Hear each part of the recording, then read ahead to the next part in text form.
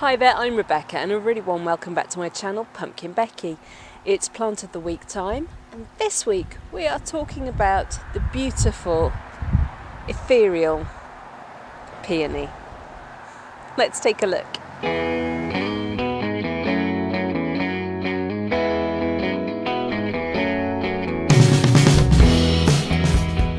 The peony is part of the Peonaceae family. It's native to Asia, Europe and Western North Africa. Peonies were used in early China for medicinal and culinary purposes. Confucius, who lived from 1551 to 479 BCE, said, "I eat nothing without its sauce. I enjoy it very much because of its flavour." Which makes sense. Its popularity in China grew and grew, and eventually it spread to Japan, and the number of varieties available began to increase as it went into cultivation. There are three types of peony available. There's a tree peony, which develops a woody trunk, and stems growing off that tend to harden, and the new growth flushes from the tips of that woody growth. The herbaceous variety, like this one, which comes from the plant behind me, does all its growing in 1 year and then dies back to ground level in the autumn-winter. In 1940, the herbaceous peony and tree peony were hybridized, and they created the Ito peony, or intersectional peony. The tree peony was the first to be introduced to Europe, and it was first planted in Kew Gardens in London in 1789. Peony lactiflora followed in the 1800s. The Netherlands is the largest producer of cut peony flowers, producing around 50 million stems per year. There are 6 flower shapes: single, Japanese, anemone, semi-double, bomb, and double, like this one. Our peony is the herbaceous variety, and it appeared in our garden after we had demolished the old house that used to stand here, and we had erected the new house. It had withstood all the trauma that a builder could inflict upon it and come through. Their flowers can unfortunately be very short-lived though. They tend to flower here in May, and the weather during that period can be very changeable. High winds, rain, and that usually happens just after all the flower heads have opened and it's looking at its best. And then I come home from work to a pile of soggy petals. However, when they do flower, they are so worth it. They love to be in full sun, and this bed is in full sun all day.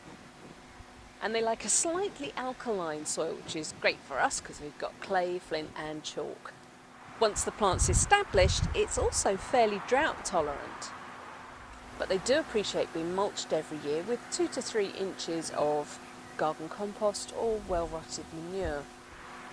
The big blousy flowers are heavy, so the plant really does need staking early on. I didn't stake this one this year and it's gone a bit floppy. Ideally, you would put the stakes in position in early spring before the growth has really started. That way the plant grows up through the supports and it looks less strangled. They can suffer from something called Peony Wilts, which is a fungal infection, and it can affect all the new spring growth and prevent the whole plant from flowering. It just collapses. One of the best ways to stop this taking hold is to make sure that you cut back all the stems once they start to die back in the autumn. That prevents spores being sucked back down into the crown. These plants have deep tuberous roots which are quite brittle, and it was often thought that they were almost impossible to move once the plant was established. But if you dig a big enough hole and you are careful enough, then you can do it successfully. It's also possible to divide an established peony plant in the autumn once the foliage has died back.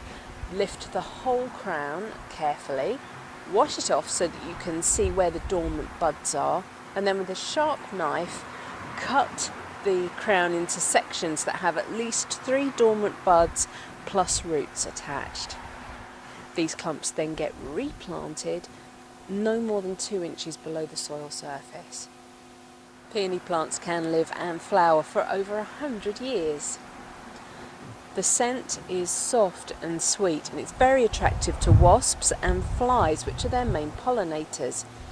They also emit a sweet sap, which is very attractive to ants. So if you do cut the flowers and bring them into the house, just make sure you've given it a little bit of a shake off, otherwise there'll be ants everywhere. Lightly cooked petals, which have been sweetened, are still eaten in China today as a dessert, and fresh petals can be added to salads.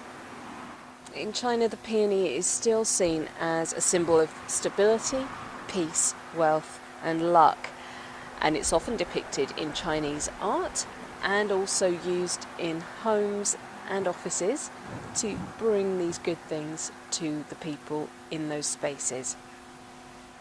So a huge thank you to the peony for being my plant of the week. If you have a suggestion for plant of the week, please leave me a comment down below. Please remember to rate, share and subscribe to me here on YouTube. And until next time, bye!